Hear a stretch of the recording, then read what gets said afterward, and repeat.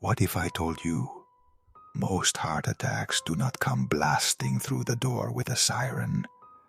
Most of them whisper first. They send tiny signals for weeks, months, even years. And then, one day, everything collapses. You think it will never happen to you. You think a normal test means you're safe. You think walking daily is enough. But here's the ugly truth. The body warns you, and you ignore it. And that ignorance kills. Listen. After about 55, something changes inside almost everyone's body. Arteries can harden without pain. Blood can thicken. Inflammation creeps up like rust. Stress, poor sleep, not drinking enough water, and eating at the wrong times speed this up. And shockingly, many doctors treat these as minor details. They are not minor. They are the match that lights the fuse.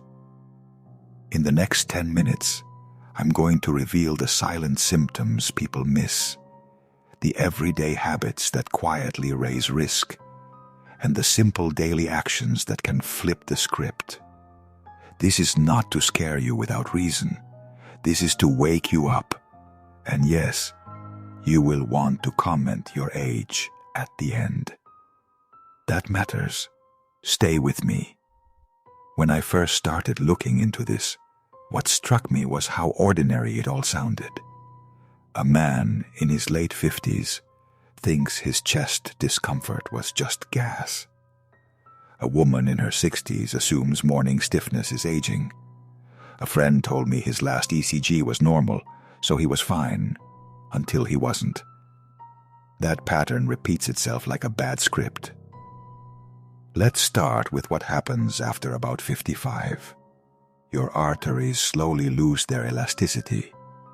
Think of them like rubber hoses that become garden pipes over time. They get stiffer. When arteries stiffen, the heart has to work harder to pump blood. At the same time, blood often becomes thicker, not because you suddenly started a terrible diet, but because dehydration, chronic low-level inflammation, and metabolic changes make the blood more viscous. Add stress hormones that constrict vessels, and you have a perfect storm. Here's the part people find hard to accept. You can have a normal electrocardiogram, a normal ECG, and still be at risk. An ECG captures electrical activity at a moment in time. It will miss slow plaque buildup, hidden inflammation, and temporary spasms. Surface readings are helpful, yes, but they are not the whole picture. Relying on them alone is like judging ocean health by looking at the surface when the toxic currents are deep below. Now, listen carefully to the silent symptoms, the tiny signals you probably brush off. Subtle fatigue that never quite leaves you. That feeling like you lost energy for no reason. A gas-like discomfort in the chest that comes and goes, especially after a heavy meal. Neck or jaw. Discomfort that you interpret as a pulled muscle. Morning stiffness that you blame on aging. Shortness of breath when climbing stairs. But you say, I am getting old. These are not normal inevitabilities. They're warnings. Imagine this. You wake up with stiffness. You have a stressful morning. You skip water. You eat meat late at night. And you tell yourself, I walk every evening, so I am safe. But walking alone does not neutralize stress hormones. It does not correct inflammatory eating patterns, and it does not fix chronic dehydration. This is where myths take root. The most dangerous myth is the belief that one single healthy habit, one daily walk, one gym session, one fruit smoothie cancels everything else. It doesn't. Let me be blunt. Stress is not just a psychological problem. It is biochemical. Chronic stress releases cortisol and adrenaline, which increase blood pressure, promote inflammation, and make blood more prone to clotting. Sleep is not a luxury.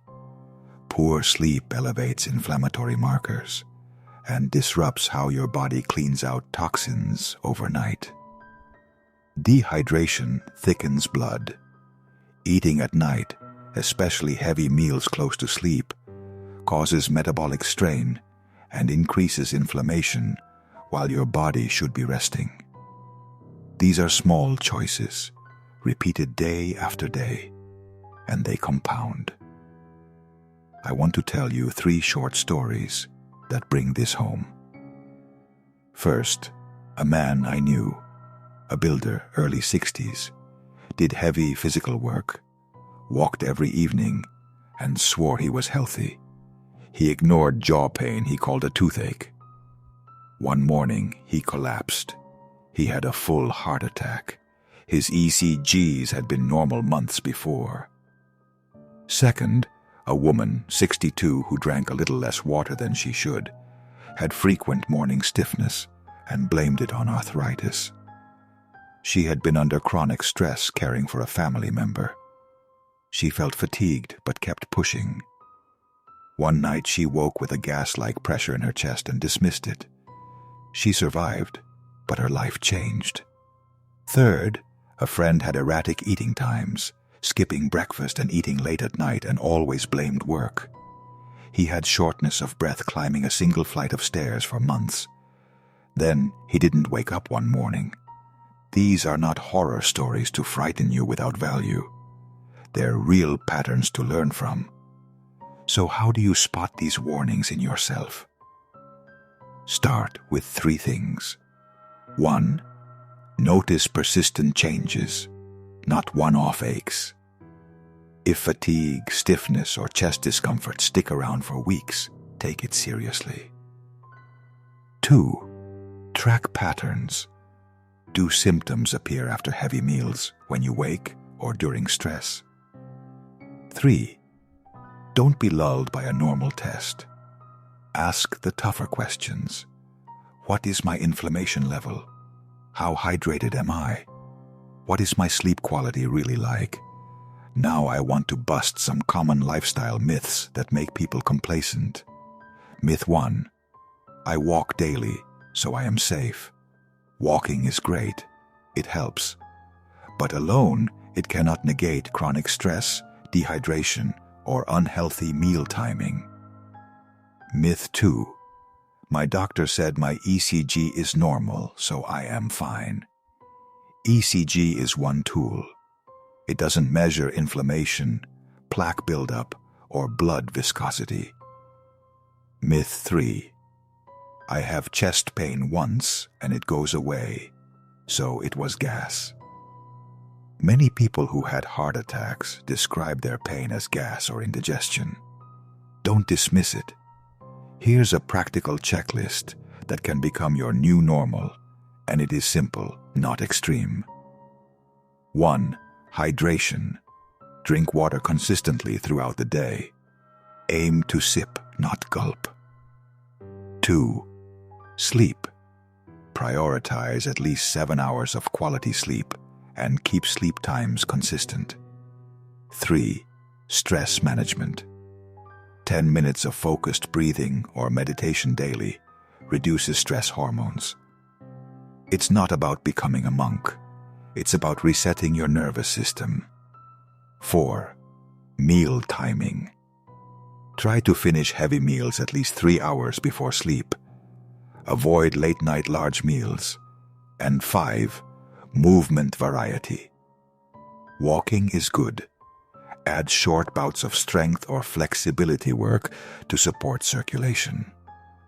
There are also small, immediate actions you can take if you notice a warning sign. If you feel unexplained chest discomfort that doesn't resolve within a few minutes, get help. If you experience sudden jaw pain, arm pain, or severe shortness of breath, seek emergency care. And if you have persistent subtle symptoms for weeks, insist on a deeper evaluation. Ask for tests that look at inflammation markers and cholesterol particle size, or non-invasive imaging when appropriate. Now, I'm not saying live in fear. I'm saying live in awareness. The goal here is hope, because the truth is, many of these risks are modifiable. Small, consistent habits add up.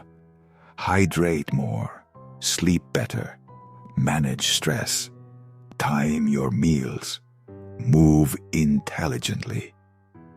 These changes don't require heroics. They require daily discipline. Before we close, I want to give you a simple realization that changes how you act. Most of us think of a heart attack as a sudden catastrophe. In reality, it is usually a final chapter in a long story. If you start looking at the earlier chapters, the small symptoms, the repeated poor habits, the ignored warnings, you can rewrite the ending. Prevention is not one dramatic moment. It's 1,000 quiet decisions. So here is what I want you to do right now. Number 1, pause this video and take a breath. Think about your last month. Have you had unexplained fatigue, gas-like chest discomfort, jaw or neck pain, or new morning stiffness? Be honest. Number 2, commit to 3 small changes for the next 30 days. Drink more water, sleep on time, finish dinner earlier. Number 3, write your age in the comments, just your age, so I can see who this message is reaching and to help start a real conversation about risk by age. Do it now. If this video hit you, share it with someone you care about. This is the kind of information families should know. Subscribe for more evidence-backed, eye-opening health insights. And remember, your body is talking to you. It whispers first. Don't ignore the whisper. Thank you for listening. Stay aware, stay hydrated, sleep well, and comment your age below so we can keep this conversation going.